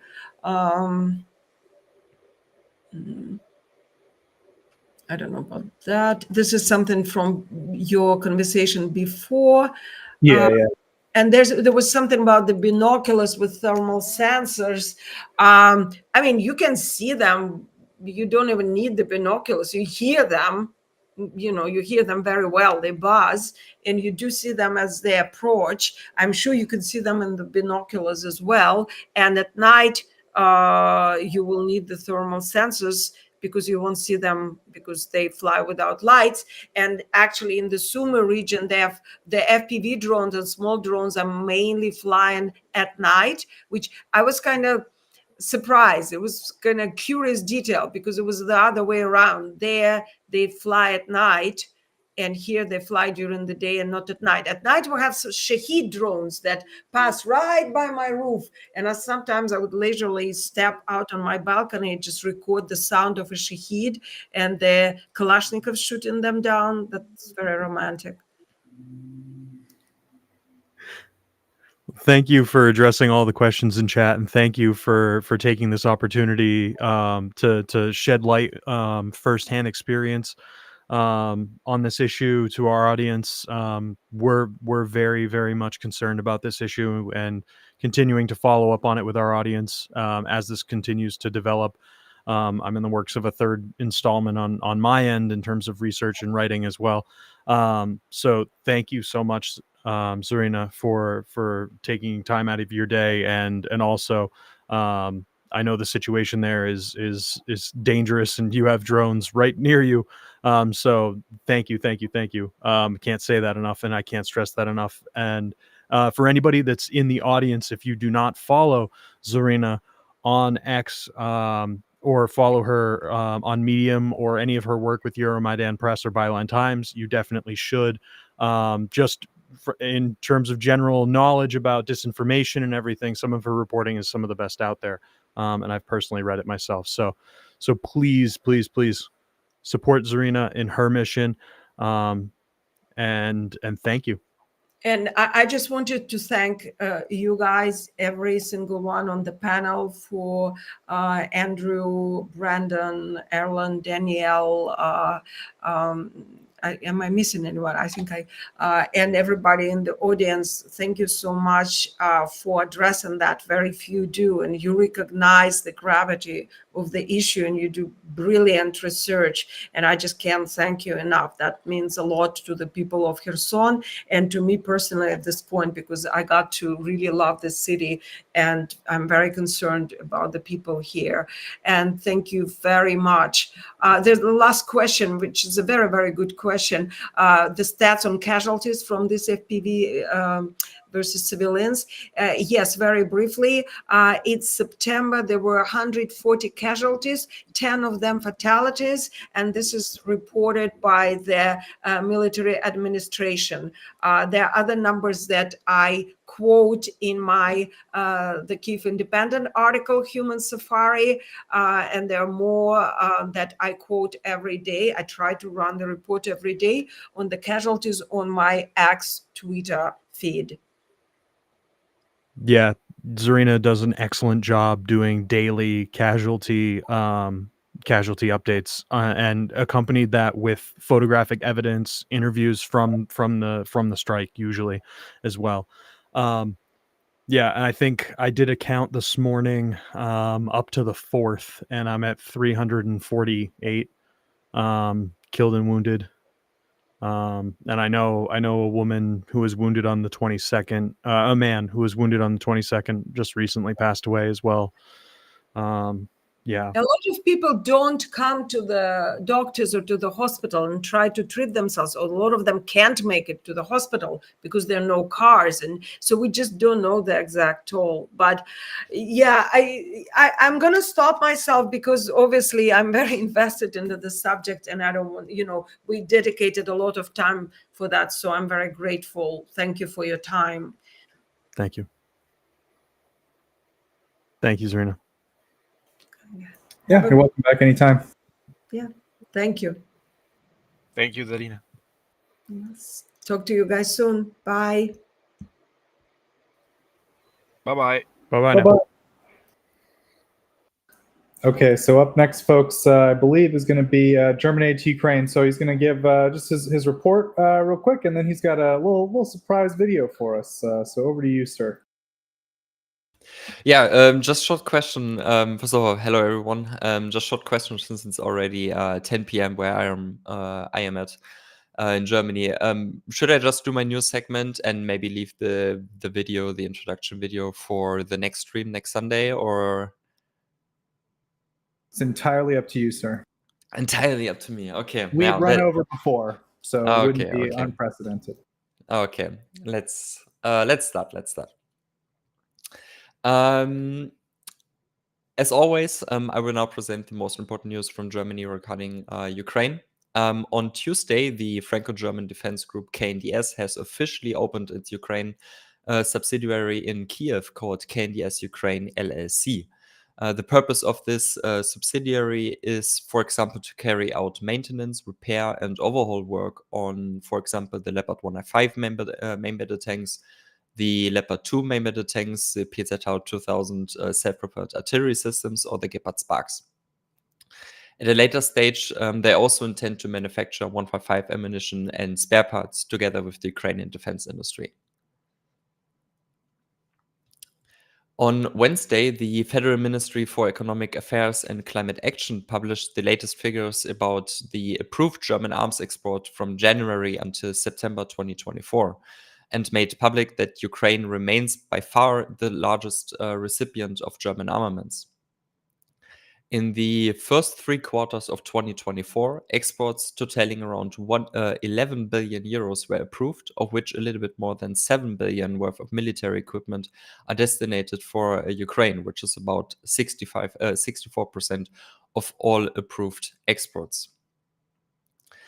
And as the last item of this week,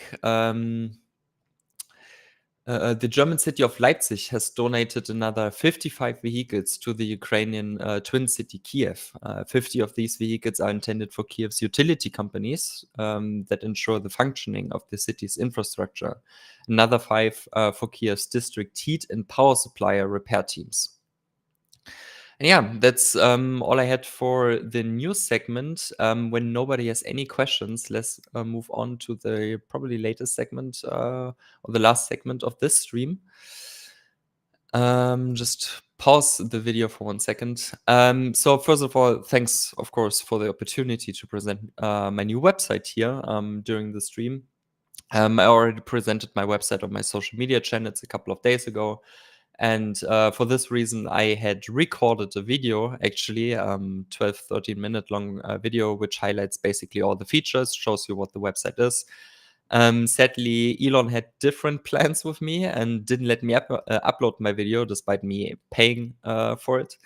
So I'm now using this video for the presentation on our stream. So yeah, thanks again for your attention, and I will just play the video. Hey guys, it's me, Maurice, and I'm the person who runs this project. You probably wonder why I'm talking to you, so I want to briefly explain it.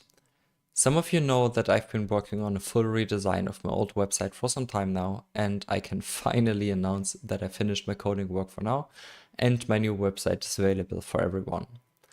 Before we dive into the new website in detail, let's first have a look at the official website run by the German government, so you can compare both websites and decide for yourself which website fits your needs the most. Open up the website. Looking at the website run by the German government, you see that it's basically just a big list of what has already been delivered and what will be delivered.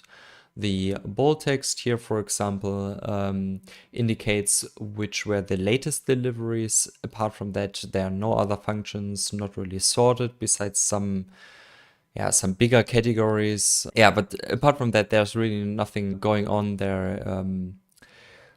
Deliveries and pledges even completely missing in the list, and the list only gets updated every 3 to 4 weeks. So yeah, but in my opinion, not really a good one or a good source. So let's now have a look at my website.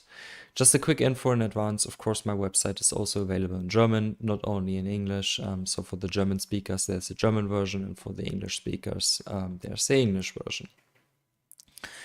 My website currently covers 4 topics: the military assistance, the Ringtausch scheme, the Medivacs, and the bilateral assistance.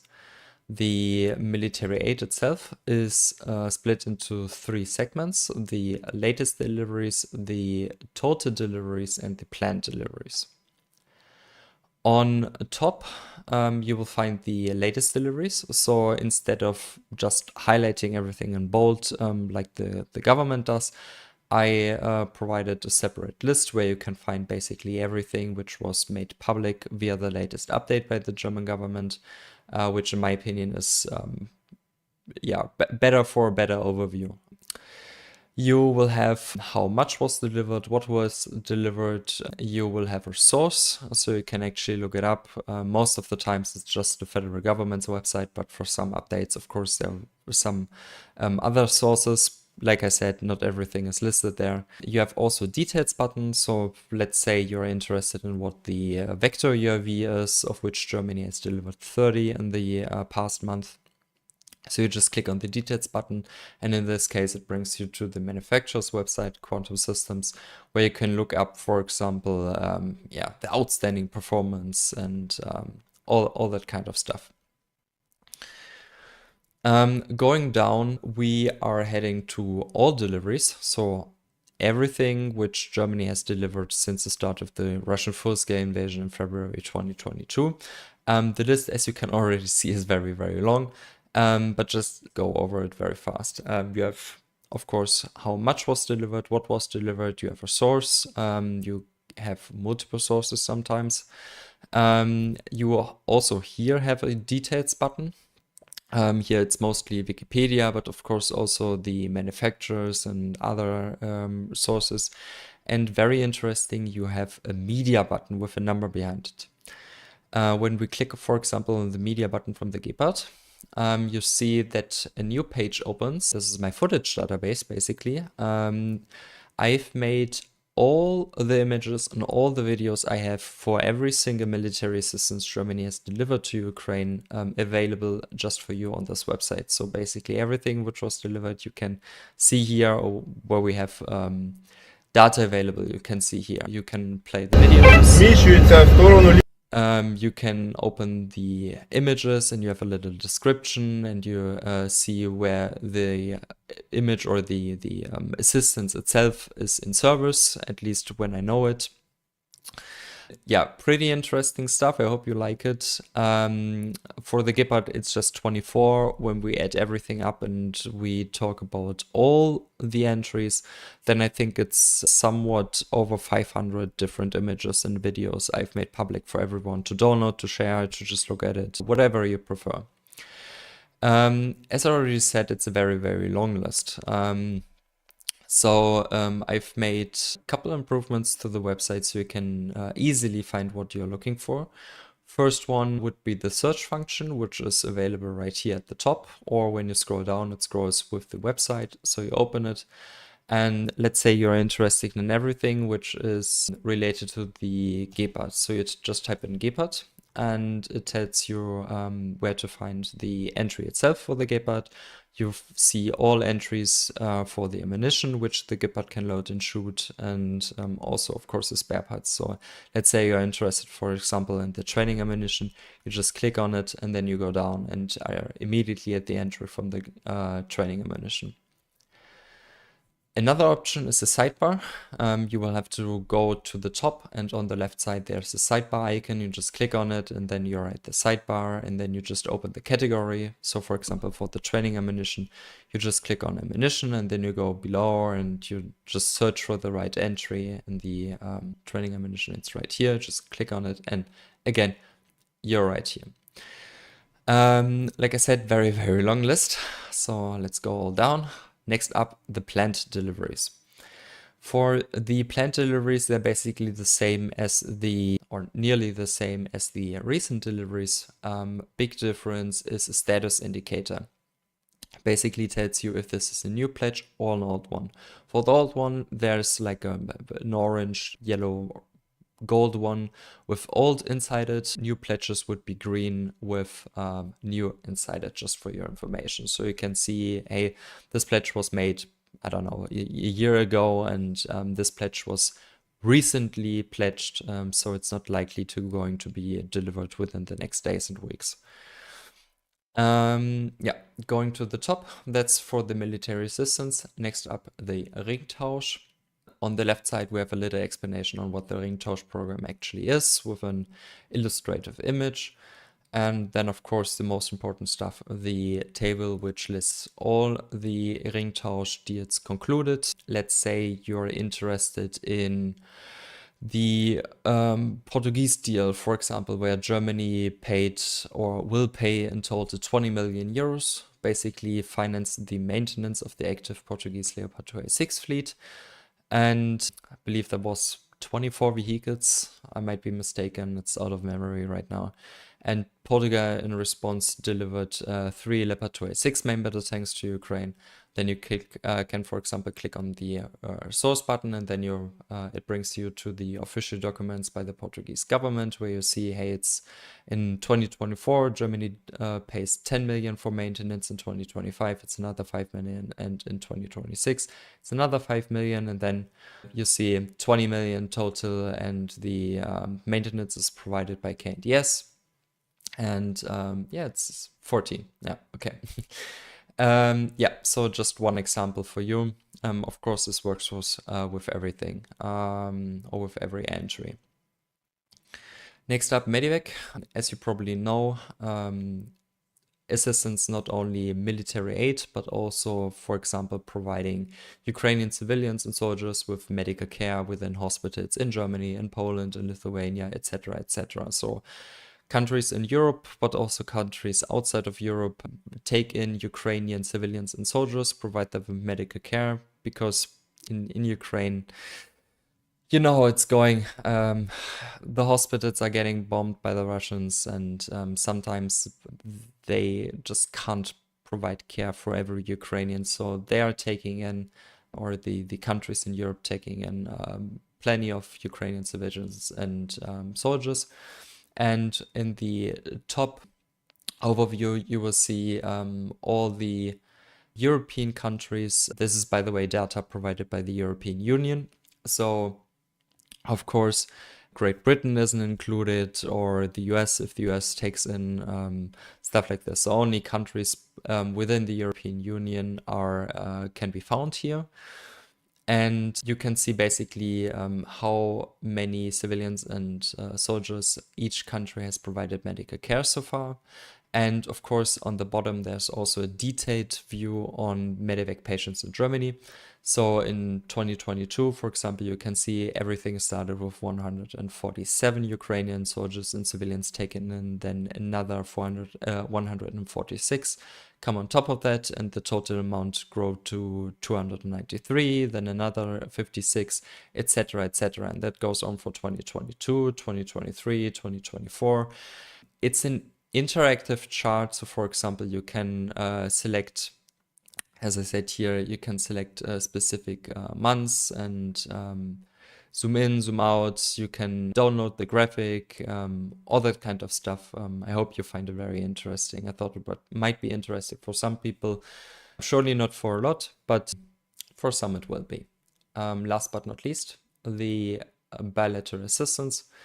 So basically, the government puts together every couple of months a big PDF list, sadly only available in German, about which ministries have provided how much money and spend it on which projects, for example, in Ukraine or in Germany itself, for example, for Ukrainian people who sought protection here in Germany.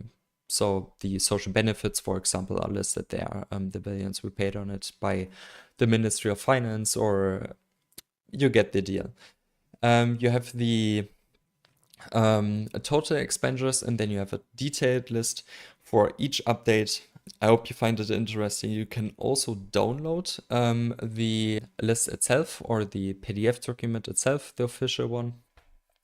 Problem is that with the official government website, the link always just gets replaced. So you always find the latest version, but I don't think you can even find the older versions of it, or it's very, very hard to find. So if you're looking for them and you want to see changes, you can just go here and compare the data, or just download the PDF documents yourself. And yeah, that's basically it. I hope you find it interesting. I've worked quite some time on this website. Could have published the website, I'm honest, months earlier, but I've focused on the journalistic work I'm doing. So you probably know I have a blog or a news site where I write detailed articles about everything which is going on. And yeah, this took up most of my time, and I've only invested like half an hour or so in programming work every couple of days. And yeah, so it dragged on, sadly, but now everything is public. You can visit it, share it. I hope you like it. If you have any feedback and suggestions, just leave it in the comments. Write a comment. You can write me an email. You can write me a DM, whatever you like. I'm very, very happy to read everything you want to say about it. And yeah, thank you for your attention. Bye. Yeah, I hope you liked it. Thanks for your attention again. And yeah, I don't know if we want to wrap up the stream now, or do we have a nice surprise with Daniele now, or? So I think we decided, in the interest of time and keeping the broadcast, like tight, we're gonna save that for next week. But I'll kind of include in my outro a little thing about Daniel's article. Well, not a big thing, but I'll at least let people know it exists and where to find it. So thanks to our guest, Zarina Zabrisky, for sharing her work on an issue that's very important to us at Tochnyi. We really appreciate that. Thanks to Brendon for organizing the interview and also conducting the interview. Great job, Brendon. Thanks to our panel, of course, for sharing all the information that they shared this week. We appreciate it. Thanks to our live chat for tuning in and asking a lot of great questions, especially this week with our guests. We appreciate your candor and your politeness. So thank you, chat. We do broadcast every 2100 Kyiv time. We broadcast every Sunday at 2100 Kyiv time. If you do care to join us live, just letting people know. But of course, we do want to thank everyone who watches the video on demand, which is on YouTube after the fact. We know not everyone can watch live, so we appreciate you guys for tuning in. Please do like the stream and follow Tochnyi on YouTube. We appreciate that. That's pretty much our lifeblood. We also have a Twitter account. If you do want to follow it, we do share some updates there occasionally. If you want to promote us on any social media besides that, we're not super active on any other social media, so we always appreciate a kind word here and there on other platforms to let people know we exist. Also, of course, check out our website, tochnyi.info, for our latest published research. And as aforementioned, Mr. Daniele published a new article. Daniele, what's the article called? Is attack on the arsenal and Russia's Achilles heels. Is the first one, published on the 4th of October. It's, I think, the longest article you've done. Would you say it's been the most work, or no? It's quite long, yes, but it's not that long. We cut a lot. There will be a follow-up. Yeah, you've been working really hard on this, I know. So I think it's definitely worth checking out. I would say it probably would enhance your presentation if people read it beforehand. But of course, at Tochnyi, we don't assign homework, so you'll probably share a nice summary of the article with us next Sunday. Would you say, Daniele? Yes, next Sunday, I will do a summary. And I want also to underline that it's not only my work, but several people contributed in collecting a lot of information and also helping in understanding the logistics side. And of course, big shout out to Chris for his work on the graphics, and also to Jonathan and Alex for proofreading and improving the readability of this manuscript. Yeah, thanks, Daniele. Thanks for publishing another article. You're a machine, man. Good job. Also, I just wanted to make one note also that I will be personally handling editor interviews in the upcoming week. So if you applied, really sorry for any delay on that. And thanks to all the applicants for taking the time to do that. I will read, I've read every application. I will, take the time to respond. And I think that is all the stuff we have for this week. Am I forgetting anything, Erlend? I think that's good. Yeah, pretty comprehensive. All right. So thanks again to our audience and to our panel. And we'll see everyone, and of course our guests. And we'll see everyone next week. Slava Ukraini. Heroim Slava. And I am Slava.